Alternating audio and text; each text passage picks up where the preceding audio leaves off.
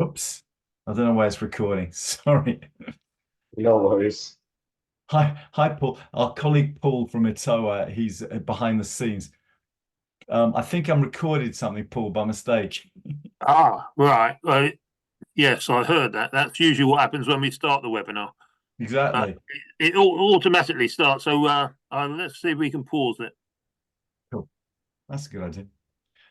Hi, Giselle. Recording.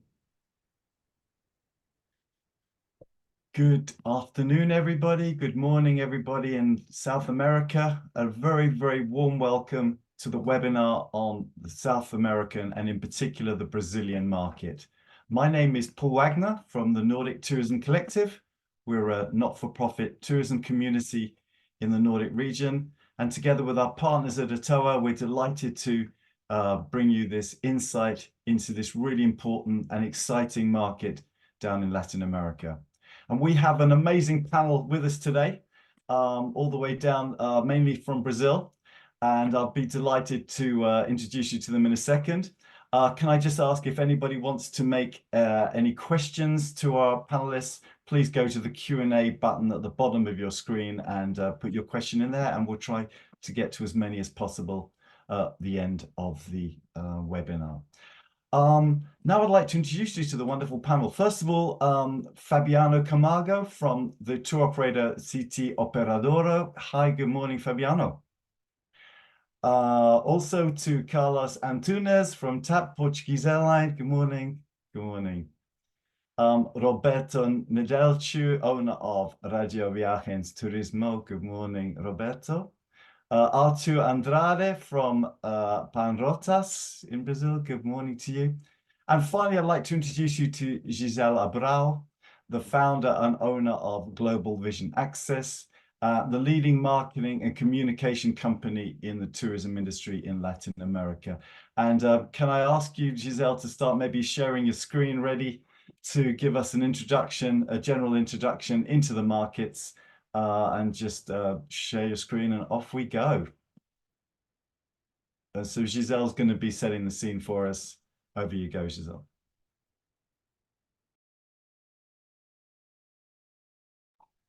Good morning, everyone. Actually, good afternoon to you, right? Everyone in Europe, it's good afternoon. Thank you for having us here, Paul. We are extremely excited. We have an amazing panel and ready to share some information with you. I believe that we all must agree that, like Warren Buffett once mentioned, risk comes from not knowing what we are doing. And we are here to try to help you know what you do when you go to the Brazilian market, tap into the Brazilian market. We have a great panel here, and I will please ask my colleagues here from the industry to join me anytime. If I forget a good information or important information that we must share, please just come in and add to it, okay? We should make sure that everything is said. Let's start a little bit with an overview of the Latin American market. And I always, as a daughter of a father and mother, math teachers, I always like starting with numbers. Not because, they are the only important thing, but they help us to understand the potential we have. When you talk about the population of the 5 top markets in South America and Latin America, so let's consider Argentina, Brazil, Chile, Colombia, Mexico. We are talking about 460 million people combined. And then it is a big market, but we all know that it's not all these 460 million that travels or have the opportunity to. So let's be very conservative here and see what is 0.5, not even 1%. If less than 1% of the population travel, internationally, especially in our case, when we are talking about going to Europe, we are talking about more than 2 million people. That is still a good market. But the reality is that only in 2023, more than 30 million people from those 5 top markets traveled internationally. So we are talking about a massive opportunity for the European company to get some business out of this market. Let me see if I can change here. So we know that we're far away, but we have good, stable countries here. Some economic challenge, but still good number in population and great GDP, like the economy runs. So we should be looking at that and not missing the opportunity. And for the matter of fact here, we are going to talk about the aspects for the Latin America, give an overview, but then give some emphasis in the Brazilian market, since it is the major market when we talk about South America, Latin America. So some travel highlights here. When we look at the numbers in 2022, we already saw major increases and the recovery for all these major, the 5 top markets in Latin America. So Argentina was had the travel numbers increased by 74% compared to the previous years. The expenditure in Brazil was up by 68%, which is really good because we don't want only numbers in quantity, but quality. In Chile as well, the travel industry increased by 50%. Colombia was even a major recovery. They were even up from before the pandemic year from 2019, and Mexico as well was booming. These are numbers from 2001, 2002, but 2022, but 2023 continue to grow. Now, when you talk about the cultural aspects and some interesting profile of the markets there, main reason to travel, it's very peculiar because the numbers are very balanced. 28% looking for new and exotic experiences, 27% focus on creating good memories, 25% it's looking to recharging energy through new adventures. They look in a destination. When they are looking for a destination, they look for a wellness. Brazilians specifically, they look for shopping, culture, nature. Very interesting numbers here. It's when they look for travel ideas. So travel agencies are still the main source of recommendation for travelers. Airline sites, it's also a major influence. Hotel sites, physical travel agencies, and of course, social media and digital tools. Curious fact here that is not very normal when you look at into other markets. Latin Americans, they usually have a set budget. 53% of the travelers, they have a set budget. And the interesting point here is that 80% of their travel expenses are paid before they travel.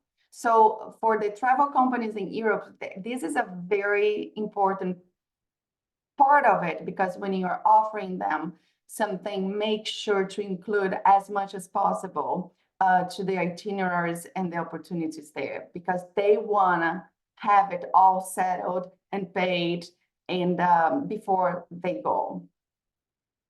When you look at 2024 onwards, major trends here are the democratization of travel because of the digital world where they can save more, they look of more opportunities, combining business and leisure travel as well. A lot of us are still working remotely and from anywhere, so that it's a great opportunity.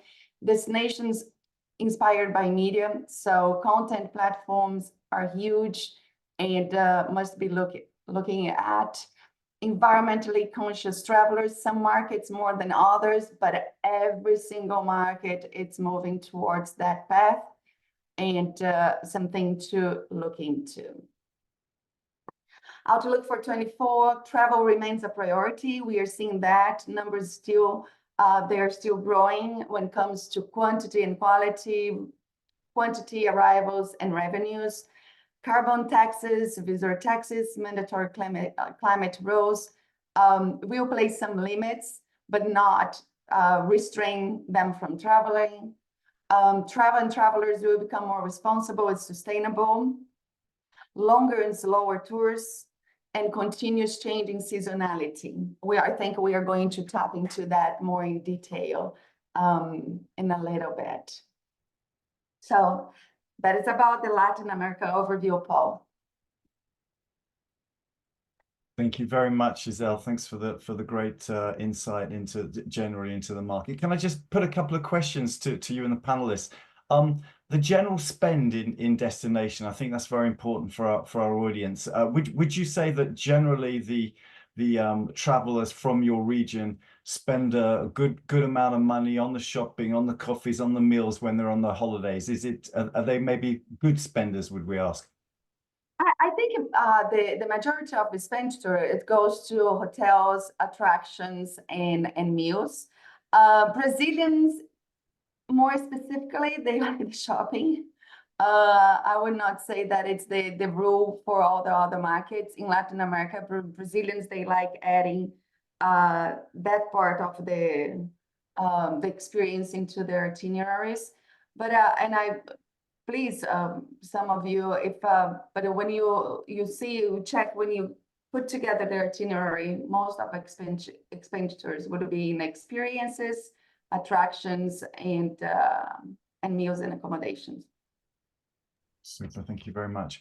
I want to come on to the subject of seasonality before we do. It's very interesting for European markets. We're all very focused on when the different markets are coming into Europe. And for the seasonality in your markets in South America, when is the sort of key holiday times for the outbound market? And maybe Carlos at TAP, maybe I could direct this one to you. There's obviously very good flight access all year round. Are you trying to encourage more off-season travel to Europe? Give us an idea of when the key times are to travel to Europe. Hello, everyone. The typical seasonality, high season, is during the holidays of the Brazilians. It's July, August, and then December and January. But what we've seen in the last few years was no seasonality at all. People would travel whenever they could take some time off, whenever they had disposable income, disposable time, traveling all year round. Keeping, of course, that July, August, and December, January are still the periods of the year where where airlines and hotels are more pressed with demand. We are seeing, however, a change in behavior this year in terms of mass tourism in volumes, passengers. We had a carnival seasonality, which we didn't have for the last 2-3 years since COVID, which was lower demand before Carnival, and then a peak in Carnival, and then the continuation of the demand. That's part of the reason why in Brazil people used to say that the year starts only after Carnival. It used to be like that, but not in the last 2-3 years. And now we're seeing maybe demand going back to the new normal that resembles the old normal with demand differences in terms of seasonality. Super, thank you. And obviously it's music to all our ears in Europe to hear the words December, January, and February time, presumably as key seasons for the market. So thank you very much for that. Okay, Giselle, do you want to continue with a little bit? Can I just add something to it as well, that I think it's important, because we keep focusing on, all the changes that have happened after COVID. But I think it's important to mention that some change also happens because what we do. So, for example, I like bringing an example about Norway. Seasonality for Norway was just during summertime, and then summertime circuits is Scandinavian, and then because of education and participation in the market and a construction that like they were building their presence here. Nowadays, it's not only circuits, it's not only during the summer, it's year-round destination, it's individual FIT tours as well. So it's very important when it comes to seasonality to understand that the impact comes from what we do as well. I think that it's a point that I want to make. if I might add as well, and when we talk about the high-end market, I think the wave hasn't broken yet after the pandemic. They are still traveling like crazy. When we see the high-end classes like business classes or premium economy, they are almost always full, and Carlos can verify that it's hard to get. And we are seeing that they are traveling year-round still without a specific seasonality. Of course, with a lot of interest in the summer times, but we can see year-round a very high demand for those type of clients. Fabiano is totally right. We see business class demand all year round, and high-end leisure used to travel anytime and continue to do so. And that's really important for us here in Europe. I mean, there's a big focus on the high-end market in many areas. If all areas of Europe, it's a big focus for many national tourist board strategy for the year. And of course, a lot of the travelers that come out of your region are more on the high end than not. So I think it's very important that people realize the potential of that segment as well. We will come on a little bit later to talk a bit more about the grouped versus FIT very shortly. But Gilles, maybe I can ask you to continue with the Brazilian market. Yes, let's go here. It's Am I still sharing the screen now? No, could you reshare it? That would be great. Perfect. Here we go. Just let's talk about the Brazilian market. Specifically, everybody likes to know the expenditure, right? The highest revenue market, because it's worth it investing there to get the return on investment. So the Brazilians, they are good spenders. In 2023, they spend about $14.5 billion on travels, which is great, and it keeps increasing every year. When you talk about accessibility, we do have great accessibility from the Brazilian market to everywhere. And if here we just point out about like Europe, you see the numbers. We have about 297 flights a week. That would account for more than 90,000 seats per week to Europe. So there is a good offer here to tap into as well. Trade structure, we do have our association that's equivalent to ETOA in Europe, that is the Brastoa. We have here Fabiano, the president of Brastoa, with us. And here are some numbers. So they have 88 members, where 59 of them are tour operators and 29 travel companies, destinations and travel partners. It's interesting, I added this map to the presentation because we all know that Brazil, it's massive. And it's very interesting to see how the trade structure is distributed in Brazil. We do have the majority of the travel structure in the southeast and south of Brazil. However, it's important to see that other regions, even though they are not as in numbers as big as the southeast, they still have their office there, but they are very potential because travelers there are very affluent. So it's important to see how they are distributed. Now, they also had a research done, Brastoa had a research done asking about the type of tours they sell the most. And here you see like the top would be cultural tours, beach, luxury, culinary experience, wellness, romantic, religious. It's a big thing in Brazil too. It's growing. Cruises, eco-adventure, and there we go. So sports, LGBT. So here's interesting how it's divided and allocated. Giselle, if I can point two things out as those numbers are from Bristol. The first thing is that I see a very potential into Europe for religious, especially now with Israel being difficult. We are seeing that the religious groups are still traveling. They weave from Israel to other destinations. So a lot like Fatima, Rome, and others destinations may grow in Europe. And the other thing is, when we talk cultural in Brazil, we are not talking cultural of seeing museums. Sometimes they say they're going to Rome and they consider that a cultural because they are visiting a historic city. So just keep in mind that cultural is not literally like museum and or culturally speaking as the Europeans may think about that. We are talking more about knowing people, knowing how it is, even food for them. Sometimes local food are considered like seeing the culture of the country. Giselle, if I may add, this map that you have on the screen, it's really very interesting. It shows that 75% of the agencies are headquarters in the Southeast.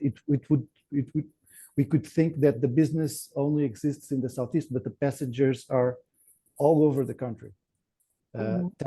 TAP has 11 destinations in Brazil, flights from 11 capital cities with non-stop flights to Portugal.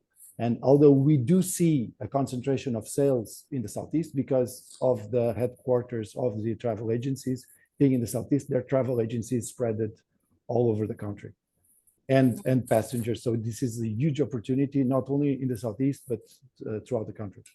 Yeah, and that's why they have like the subsidiaries and representation in all the other regions of the country. Yeah, fantastic.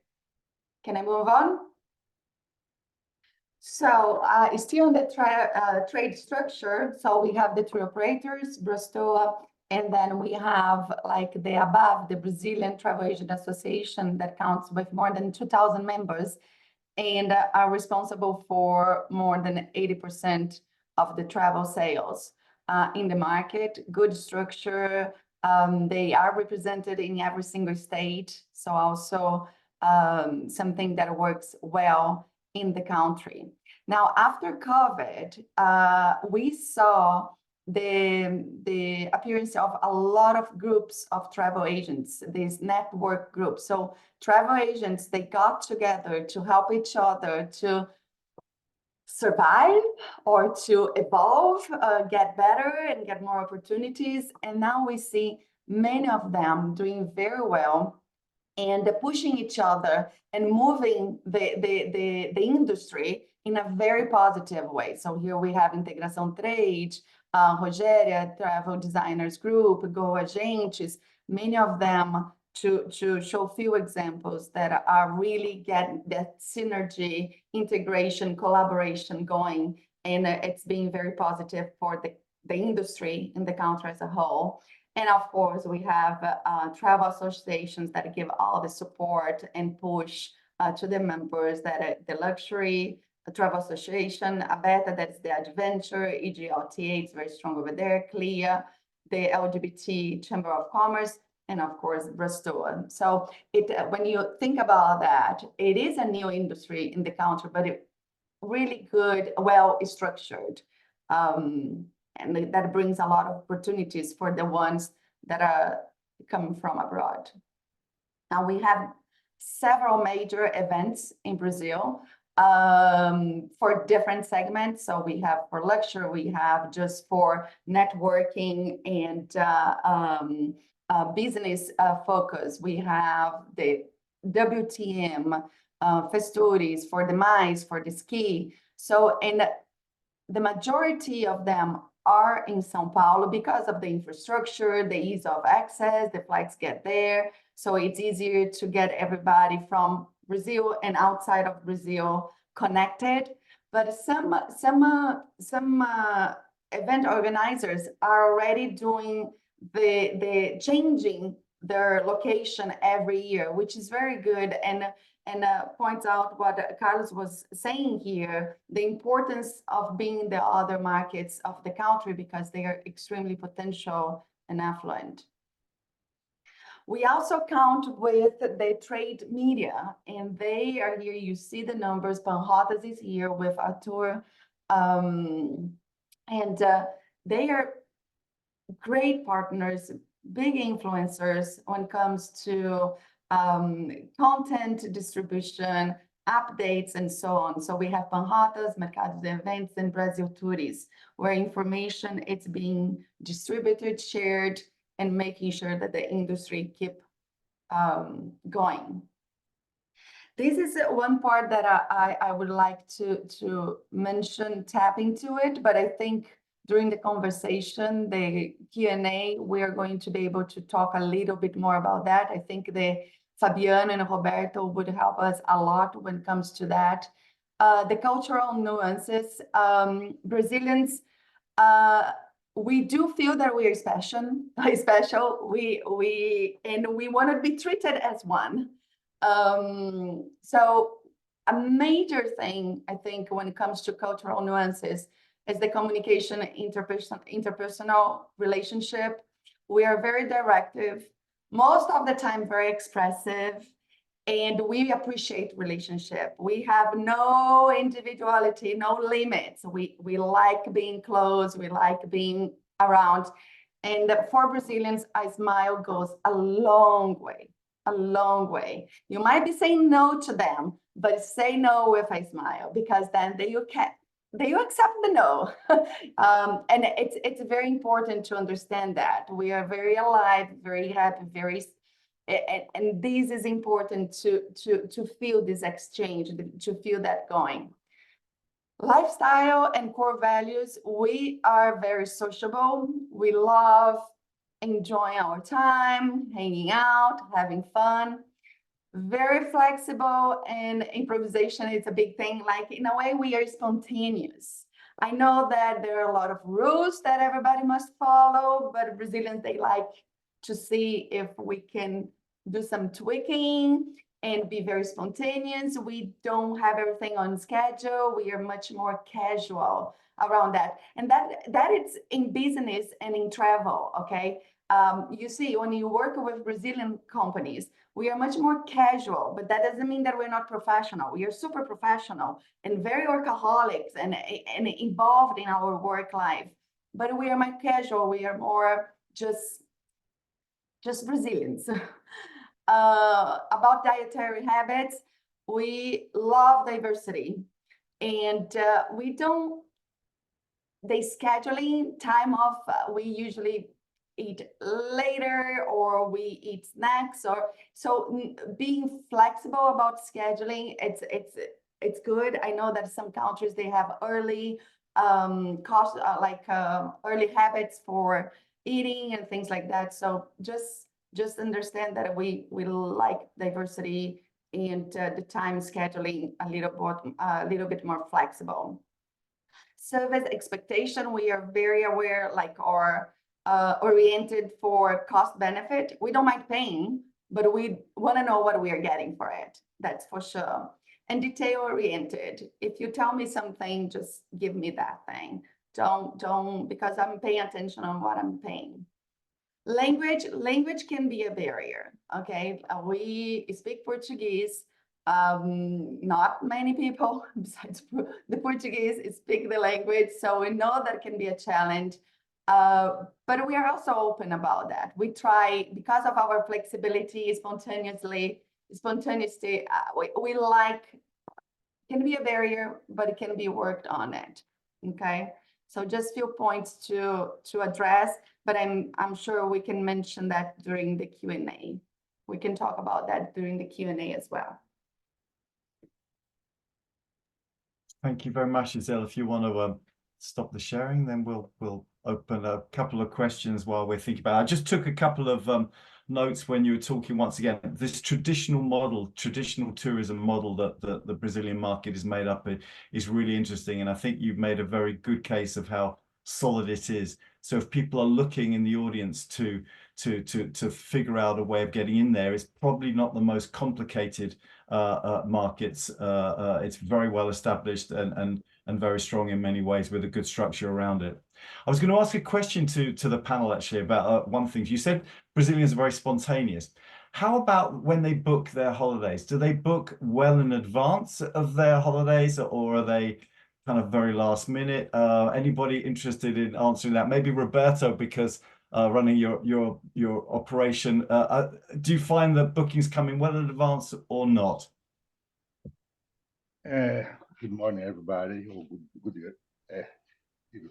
Well, depends of the kind of the trip.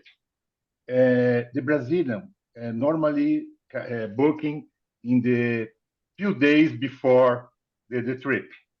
But if it's a trip that is planning for next year or this, they can go like groups. They can do this before. But normally the Brazilians don't like to planning the trip a long time before. Yeah, I guess that's got also something to do with the fluctuation of currency, etc. But that thanks for that one. Can I just move the subject a little bit to the group segment and FIT, because we know that the Brazilian market traditionally had a huge amount of European group circuits, ad hoc MICE groups that made up the main part of the Brazilian market. Has this changed at all? Is there a change in this pattern, Carlos, that you've noticed since the pandemic and post-pandemic in terms of the segments? I think it's more balanced between groups and FIT. The groups have come back strong. Maybe smaller groups, maybe more qualified groups with products that have a better average fare or prices are more expensive overall, and the quality of the service are better than before. And there's destinations that require traveling in group because of language constraints, because of safety, or the need of a guide. But more familiar destinations like the ones we target at TAP, like Portugal, Spain, Italy, France, they're more familiar. There's a strong volume of passengers that travel with their families, FIT, individual. Fabiano mentioned the religious groups that have migrated, have not stopped. Jerusalem is a big group destination, maybe the biggest group destination for the Brazilians, and the traffic has migrated as a group to other religious destinations like Portugal and Fatima and the Vatican in Italy. Thank you. No, very interesting. All those points. I mean, obviously, the way the geopolitics comes into a lot of these questions, but it seemed to me from listening to you guys that maybe the Brazilian market is pretty resilient. So rather than not travel, if they can't go to Jerusalem at the moment, they look. So would you say? Maybe I can address this to you, Arthur. Would you say that the Brazilian market is resilient, or is it a sensitive market?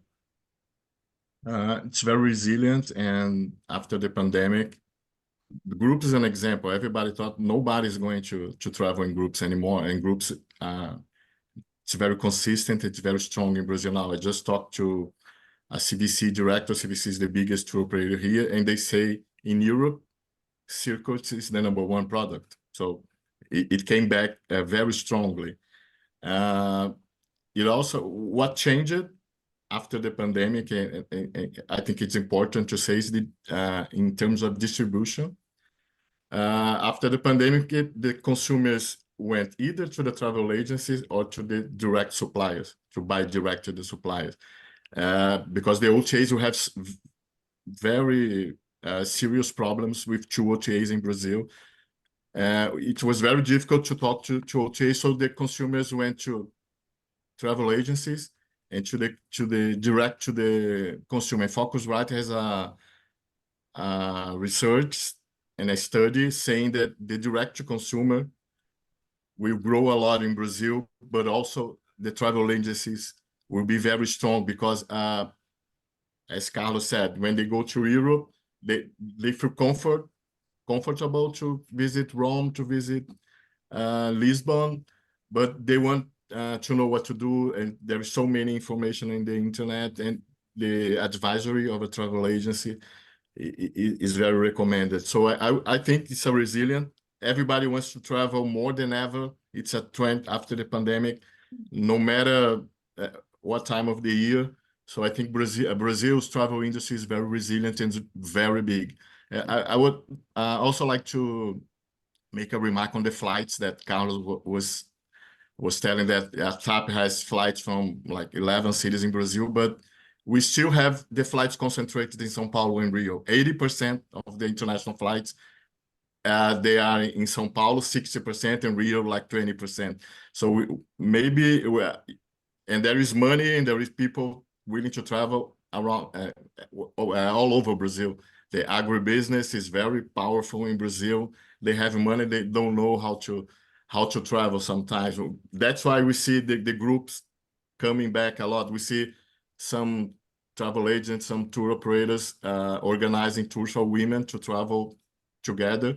That's a very growing opportunity too in Brazil. Yeah. Arturo, we don't need more flights from the competition in these cities. We are serving these cities very well, thank you. We do, Carlos. We've done so well to keep the conversation away from our own businesses, but thank you very much. That's really interesting. Giselle, please go ahead. So let me just, Arthur said something very important. He said they are very resilient, but very big.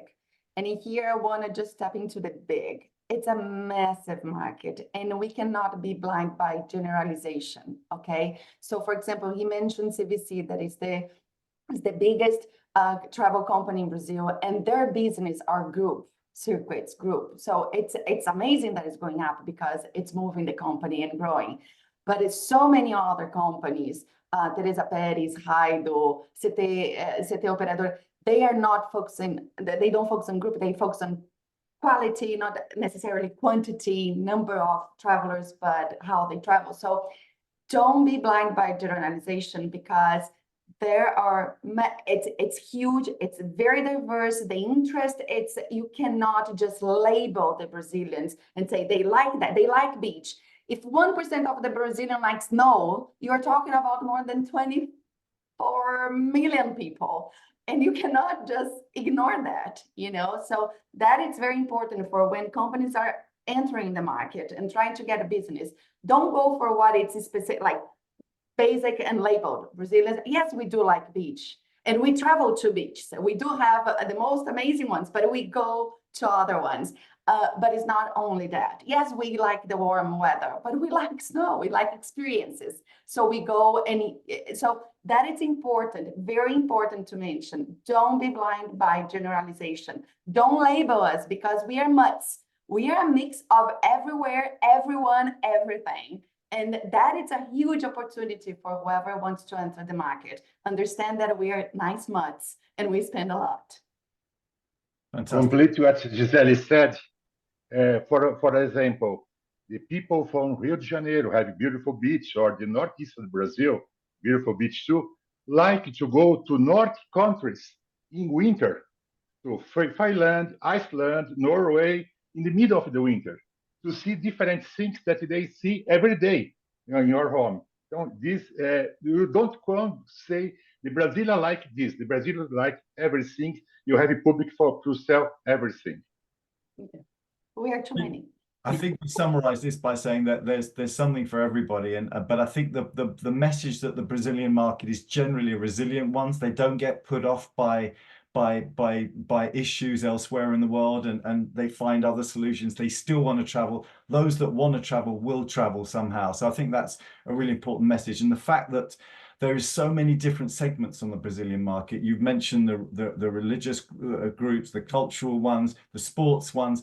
I want to ask about nature. There's a lot of focus in Europe at the moment about nature tourism, about how important it is to get away. And I pretty much seen for myself, São Paulo is quite a big, heavy city. Do those in the cities of Brazil with the funds to travel, are they attracted to nature tourism? We've got a lot of it in all parts of Europe.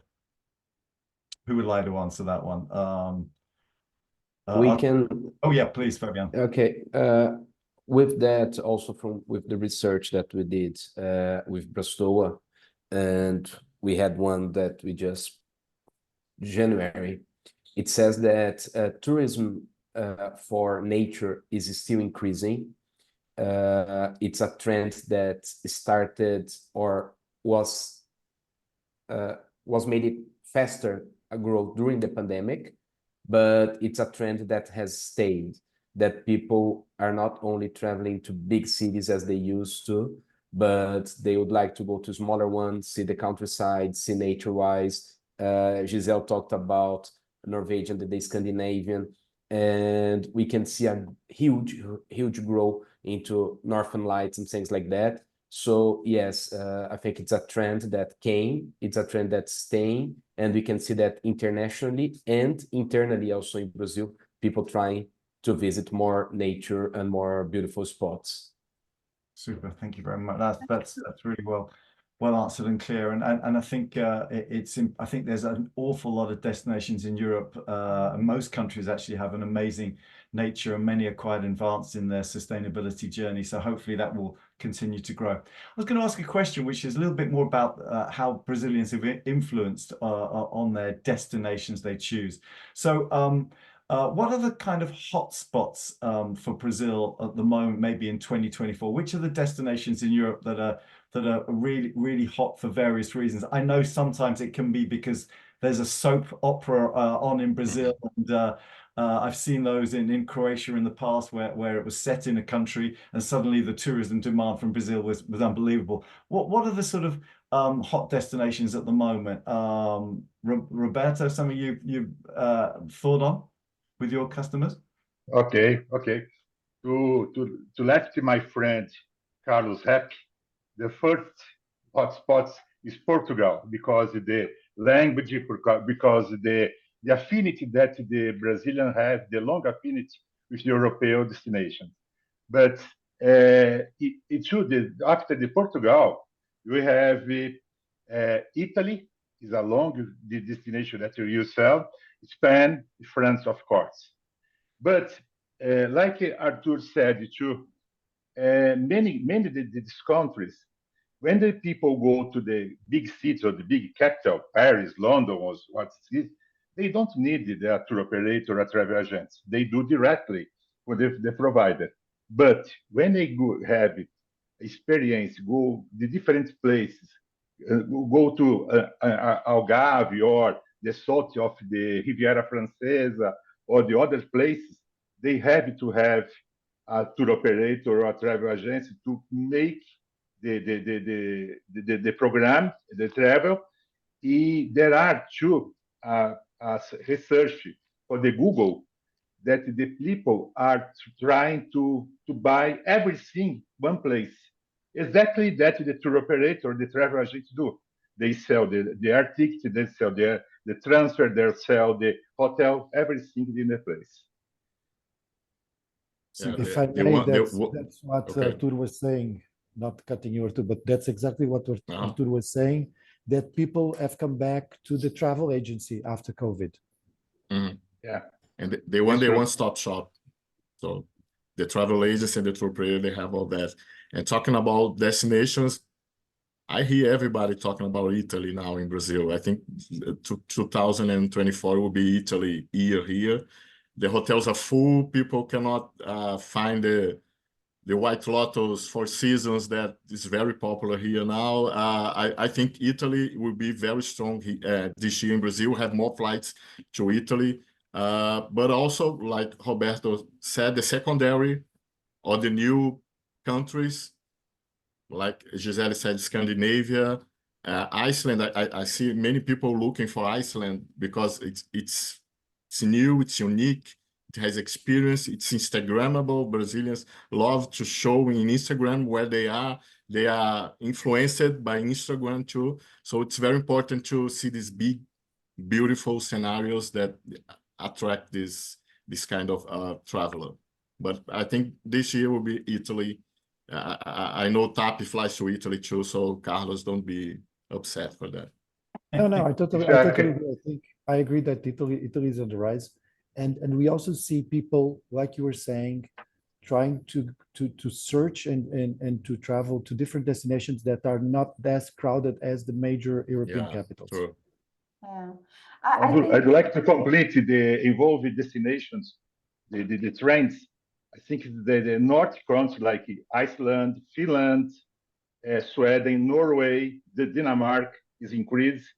The Eastern Europe, Croatia, Hungary, the Czech Republic, the Bosnia and Herzegovina is increased. The third place that is increased a lot is the Balkan Peninsula. Montenegro, Albania, Bosnia is this places that is increased a lot. Is a new trend in Brazil.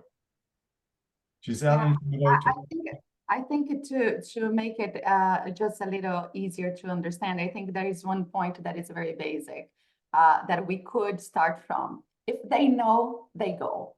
And this is what happens to Portugal, to Italy, to France, to Spain. They know a lot about the destination and they know the diversity of attractions, what they have to offer. They go. And so I think the challenge here or the opportunity here is to have that content, other destinations in Europe, other travel companies in Europe to bring Brazil talking about what they do, what they have, what they offer. Because once Brazilians know, they go. In the market, influencers work very well. You get one influencer that goes to Maldives. There is an invasion of Brazilian in Maldives. You have one influencer that goes to Porto.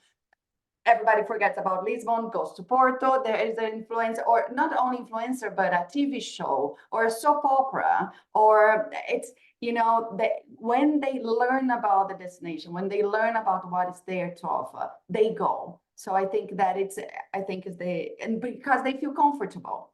They feel comfortable, they feel ready to go and purchase. So I think it's I think that's a very important point because I would say the number one competitor to Europe is the US, and every week you have a training here in São Paulo for travel agents from Florida, from New York, from Washington, from especially Florida. They are here every week, but we don't have European countries or destinations here every week. You have every 2 months you're here, but you have to be here in every trade. Brazil already? Yes, probably.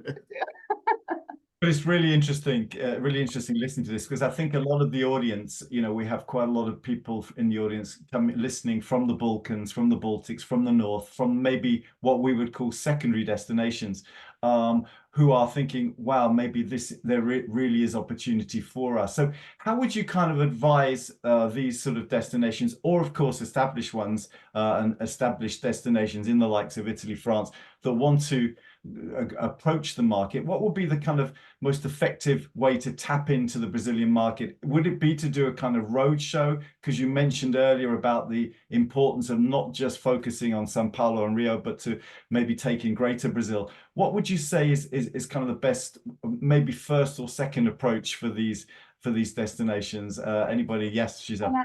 Yes, I would love to, because I work with destinations that want to enter the Brazilian market. So I think like one important thing is not there are many opportunities, and that you depend on your time, your budget, and your, you know, the structure that you have.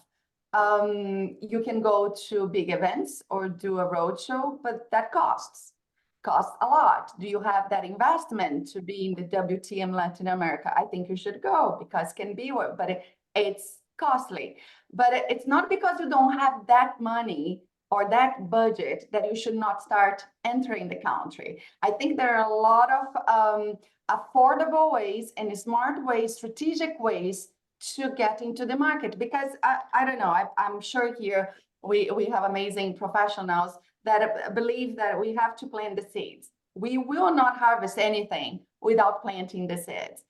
So we have to start somewhere. So you can go and start do a partnership online. You can start host someone, an influencer, host a fan trip, or host. You can start in different ways and get your content out there. Digital world, it's beautiful now. It's doing magic. It's working magic. So you need to take advantage of it. Brazilians are connected and very tech savvy. So we need to, that is a good tool. We have enormous amount of platforms that can get your content out there. Training, like Artur was saying, Florida is there every day, pretty much doing a training seminar to travel agents. You can use the platform, online platforms, to do training, to do networking, to do sales campaign, to talk to the tour operators. And you can also be there present if budget allows, and do some interaction relationship, because that, like we mentioned when we talk about the cultural nuances, Brazilians, they like knowing you, they like having a coffee with you.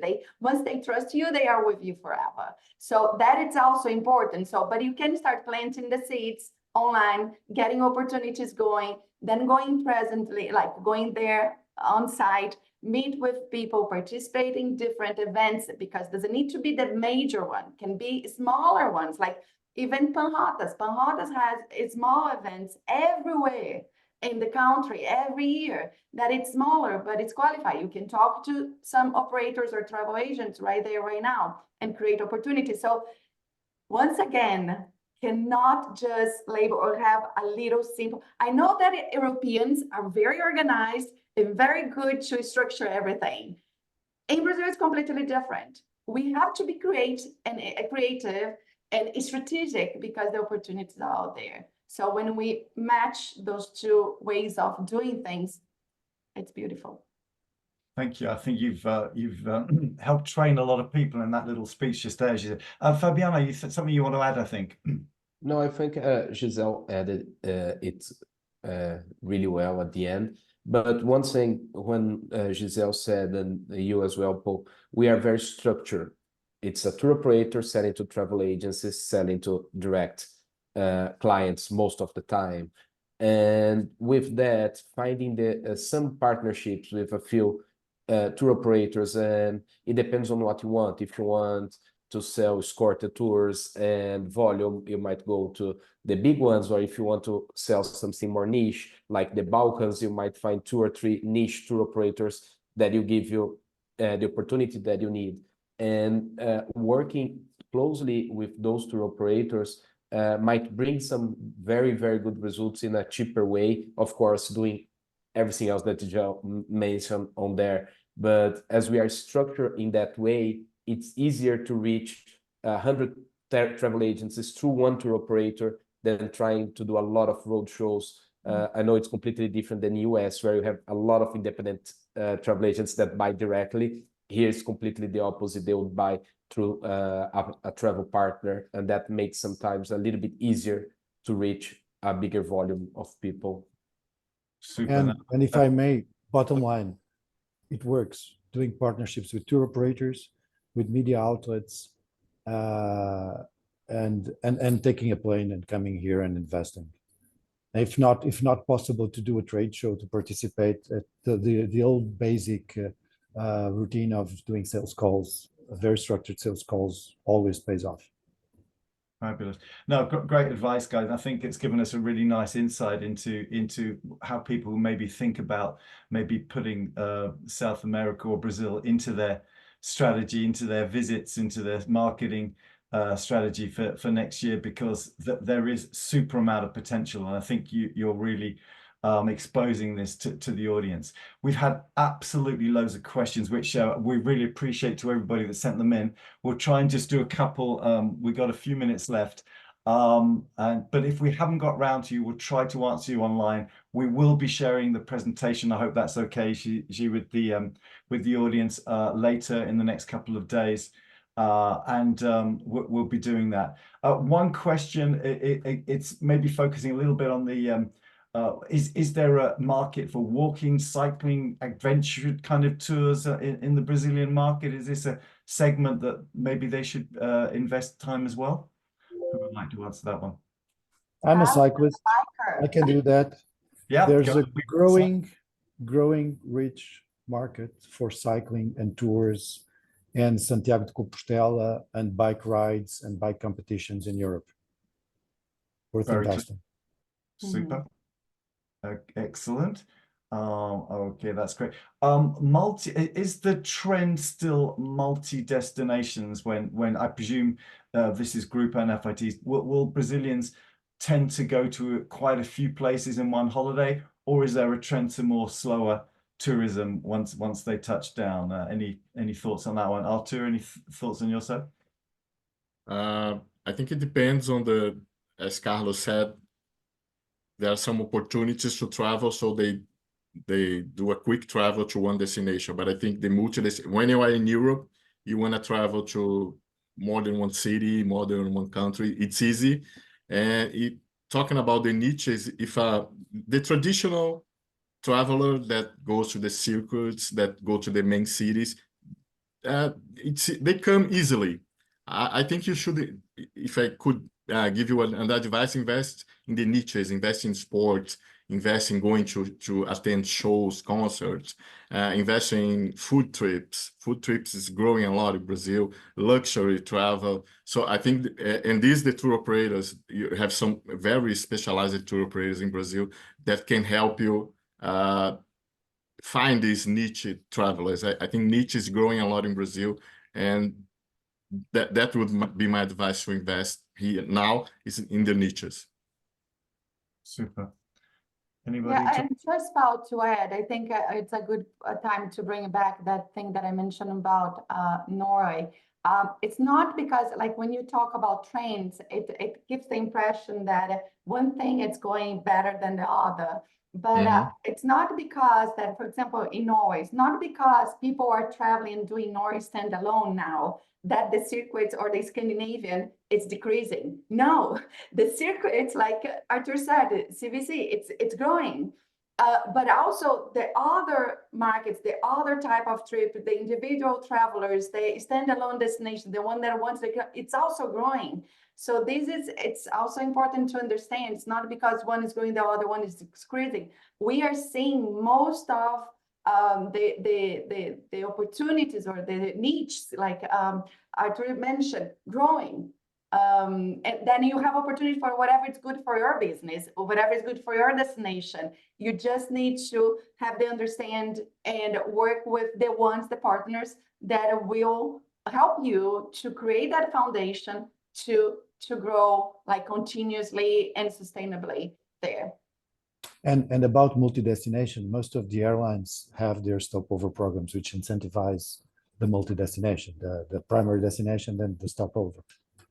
Thank you, Carlos. Well, I've got you here. There's a couple of questions, just a very quick one.